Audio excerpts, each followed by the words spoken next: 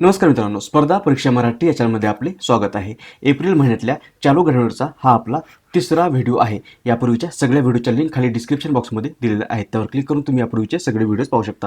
Video आवडले तर व्हिडिओला लाईक करा. चॅनलला आतापर्यंत सबस्क्राईब केलं नसेल चॅनल सबस्क्राईब करा. आता आपण व्हिडिओ सुरू करूयात. सोबतच या व्हिडिओची PDF फाईल तुम्हाला खाली डिस्क्रिप्शन बॉक्समध्ये मिळेल. PDF फाईल तुम्ही आपल्या टेलिग्राम चॅनलवरून पण डाउनलोड करू शकता. त्याची लिंक खाली डिस्क्रिप्शन बॉक्समध्ये दिलेली आहे. आता आपण व्हिडिओ सुरू करूयात. आजचा व्हिडिओ सुरू करण्याअगोदर आपण कालच्या व्हिडिओमध्ये पाहिलेले 10 प्रश्न थोडक्यात रिवाइज करूयात. कालच्या व्हिडिओमधला आपला पहिला प्रश्न होता, 1 एप्रिल हा दिवस कोणत्या राज्याचा स्थापना दिवस म्हणून साजरा करण्यात आला आहे? तर 1 एप्रिल हा दिवस ओडिशा या राज्याचा स्थापना दिवस म्हणून साजरा करण्यात आलेला आहे. ओडिशाची स्थापना 1 एप्रिल 1936 या दिवशी झालेली आहे. उत्तर होईल ओडिशा. दुसरा प्रश्न होता, खालीलपैकी कोणाची RBIच्या डेप्युटी गव्हर्नरपदी नियुक्ती करण्यात आली आहे? तर BP कानुंगो यांची RBIच्या डेप्युटी गव्हर्नरपदी पुन्हा नियुक्ती करण्यात आलेली आहे.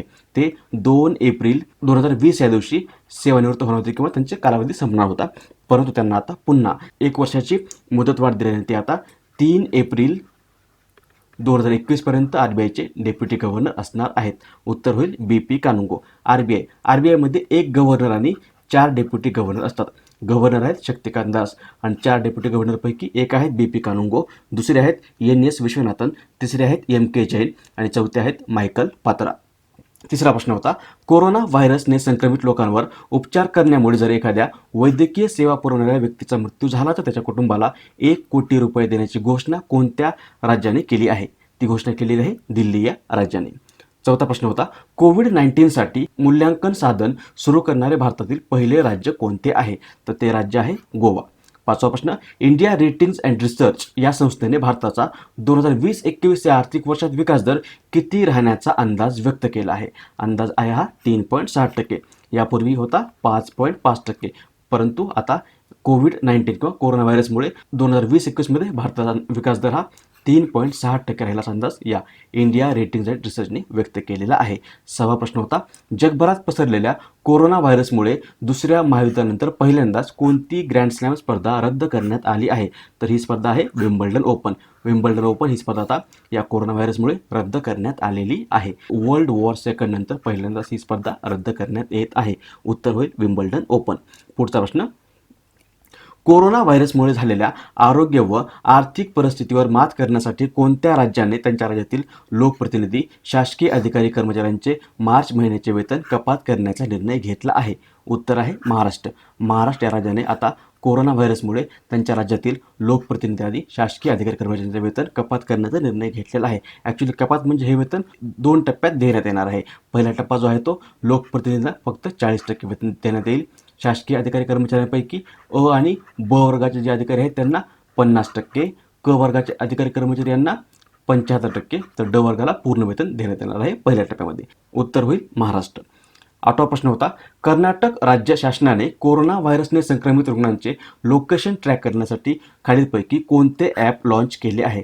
तर कर्नाटकने कोरोना वॉच नावाचं ॲप लॉन्च केलेलं आहे संक्रमित किंवा कोरोना व्हायरसने संक्रमित लोकांचं लोकेशन ट्रॅक करण्यासाठी.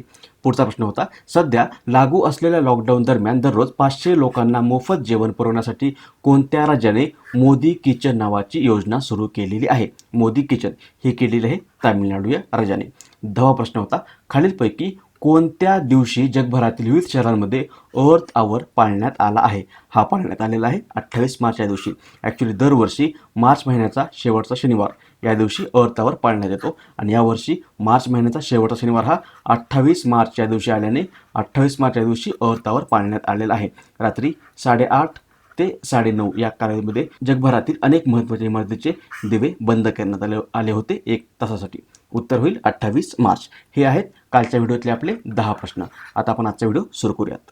आजचा आपला पहिला प्रश्न आहे, भारतातील पहिल्या महिला डॉक्टर आनंदीबाई जोशी यांची 150वी जयंती कोणत्या दिवशी साजरी करण्यात आली आहे? उत्तर आहे पर्याय क्रमांक 1, 31 मार्च 2020. 31 मार्च 2020 या दिवशी नुकतीच आनंदीबाई जोशी यांची 150वी जयंती साजरी करण्यात आलेली आहे. या आनंदीबाई जोशी या भारताच्या पहिल्या महिला डॉक्टर आहेत. यांचा जन्म 31 मार्च 1865 या दिवशी महाराष्ट्रामध्ये झालेला आहे आणि यांचं निधन झालेलं आहे 26 फेब्रुवारी 1887 या दिवशी. आणि यांच्या स्मरणार्थ दरवर्षी 26 फेब्रुवारी हा दिवस भारतामध्ये राष्ट्रीय महिला आरोग्य दिन म्हणून साजरा करण्यात येतो? राष्ट्रीय महिला आरोग्य दिन. जागतिक महिला आरोग्य दिन कधी असतो? तो असतो 28 मेला. 28 मेला दरवर्षी जगभरात जागतिक महिला आरोग्य दिन म्हणून साजरा करण्यात येतो.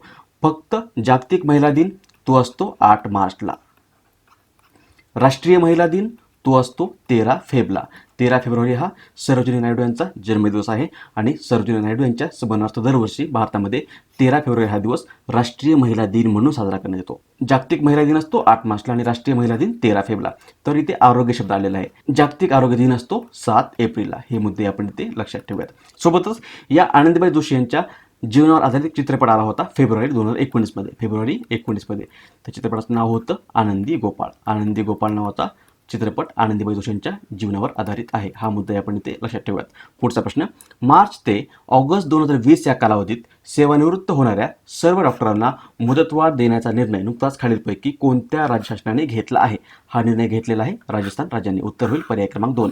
कोरोना व्हायरसमुळे आता या राजस्थानने त्यांच्या राज्यामध्ये मार्च ते ऑगस्ट 2020 या कालावधीमध्ये सेवानिवृत्त होणाऱ्या सर्व डॉक्टरांना सप्टेंबर 2020 पर्यंत मुदतवाढ देण्याचा निर्णय घेतलेला आहे. उत्तर होईल पर्याय क्रमांक 2 राजस्थान. राजस्थान मॅपमध्ये बघा, हा आहे राजस्थान. राजधानी आहे जयपूर. राज्यपाल आहेत कलराज मिश्रा आणि मुख्यमंत्री आहेत अशोक गेहलोत. पुढचा प्रश्न, 2 एप्रिल हा दिवस नुकताच खालीलपैकी कोणता दिवस म्हणून साजरा करण्यात आला आहे?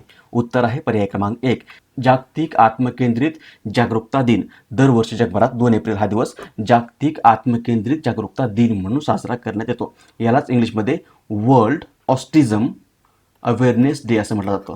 हा आत्मकेंद्रितता किंवा ऑस्टिम हा एक मानसिक विकार आहे.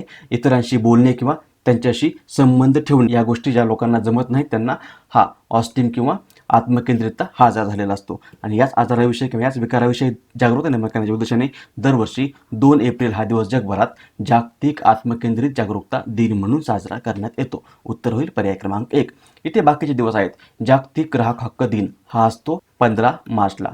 15 मार्चला दरवर्षी जागतिक ग्राहक हक्क दिन म्हणून साजरा करण्यात येतो. या वर्षीच्या या जागतिक ग्राहक हक्क दिनाची थीम होती दी सस्टेनेबल कन्झ्युमर. जागतिक विज्ञान दिन हा असतो 10 नोव्हेंबरला. 10 नोव्हेंबरला दरवर्षी जगभरात जागतिक विज्ञान दिन म्हणून साजरा करण्यात येतो. हा आहे जागतिक विज्ञान दिन. राष्ट्रीय विज्ञान दिन पण असतो, तो असतो 28 फेब्रुवारीला. तर जागतिक जल दिन हा 22 मार्चला साजरा करण्यात आलेला आहे. आणि या वर्षीच्या या जागतिक जल दिनाची थीम होती वॉटर अँड क्लायमेट चेंज. पुढचा प्रश्न, कोविड-19 संबंधित नागरिकांच्या प्रश्नांची उत्तरे देण्यासाठी खालीलपैकी कोणाच्या हस्ते नुकतेच 24/7 राष्ट्रीय दूरसंचार केंद्र सुरू करण्यात आले आहे? उत्तर आहे पर्याय क्रमांक 3 हर्षवर्धन. हर्षवर्धन हे भारताचे केंद्रीय आरोग्य व कुटुंब कल्याण मंत्री आहेत आणि यांच्या हस्ते नुकतंच कोविड-19 संबंधित नागरिकांच्या प्रश्नांची उत्तरे देण्याच्या उद्देशाने 24/7 राष्ट्रीय दूरसंचार केंद्र सुरू करण्यात आलेलं आहे. या केंद्राच्या माध्यमातून कोविड-19 संबंधित प्रश्नांची उत्तरे देण्यासाठी विविध क्लिनिकल डोमेनमधील तज्ज्ञ डॉक्टर 24 तास उपलब्ध असणार आहेत. उत्तर होईल पर्याय क्रमांक 3 हर्षवर्धन. नेक्स्ट, भारताच्या कोविड-19 आपत्कालीन प्रतिसाद व आरोग्य प्रणालीसाठी जागतिक बँकेकडून किती अब्ज डॉलरची आर्थिक मदत घोषित करण्यात आली आहे? उत्तर आहे पर्याय क्रमांक 1 अब्ज डॉलर. नुकतीच जागतिक बँकेने भारताच्या कोविड-19 आपत्कालीन प्रतिसाद व आरोग्य प्रणालीसाठी एकूण 1 अब्ज डॉलरची आर्थिक मदत देण्याची घोषणा केलेली आहे. उत्तर होईल पर्याय क्रमांक 1 अब्ज डॉलर. ही घोषणा केलेली आहे जागतिक बँकेने. जागतिक बँकेला इंग्लिशमध्ये वर्ल्ड बँक असं म्हटलं जातं. हिची स्थापना झालेली आहे जुलै 1944ला. हिचं मुख्यालय आहे वॉशिंग्टन DC आणि जागतिक बँकेचे सध्याचे अध्यक्ष आहेत डेव्हिड मालपास. डेव्हिड मालपास हे जागतिक बँकेचे अध्यक्ष आहेत. सोबतच जागतिक बँकेच्या CFOचं नाव पण आपल्याला माहिती असायला हवं.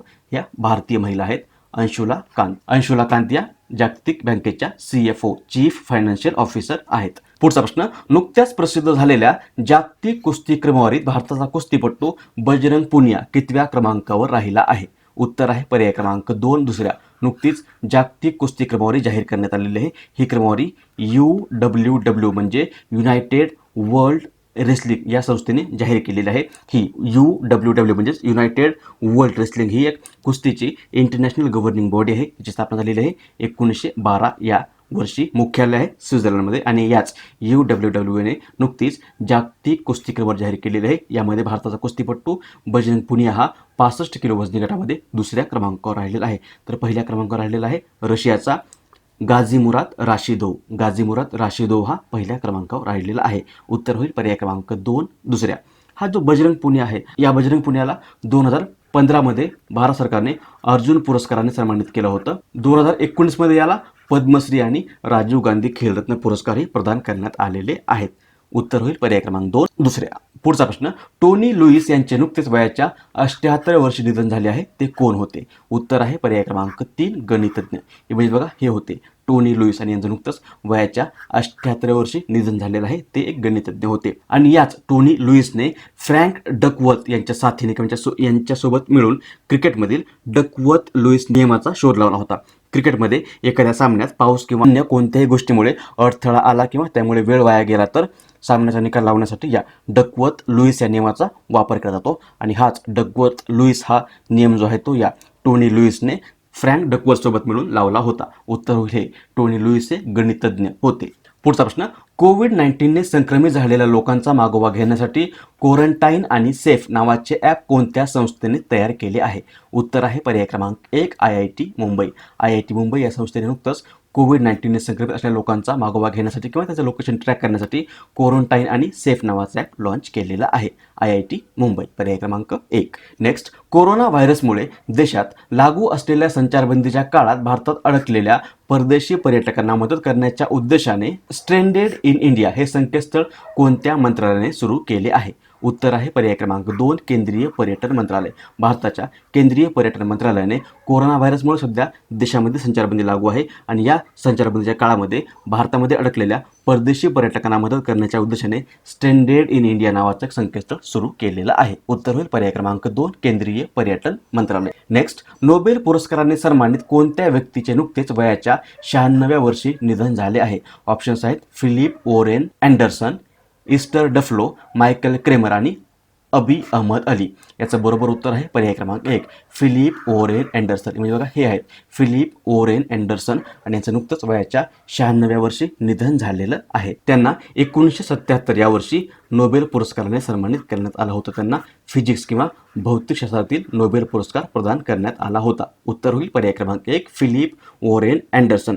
इथे बाकीचे ऑप्शन बघा, इस्टर डफ्लो आणि मायकल क्रेमर या दोघांनाही 2019 या वर्षाचा नोबेल पुरस्कार मिळालेला आहे. इकॉनॉमिक्स या क्षेत्रातील इकॉनॉमिक्समधला नोबेल पुरस्कार इस्टर डफ्लो, मायकल क्रेमर आणि भारताचे अभिजित बॅनर्जी या तिघांना देण्यात आला होता.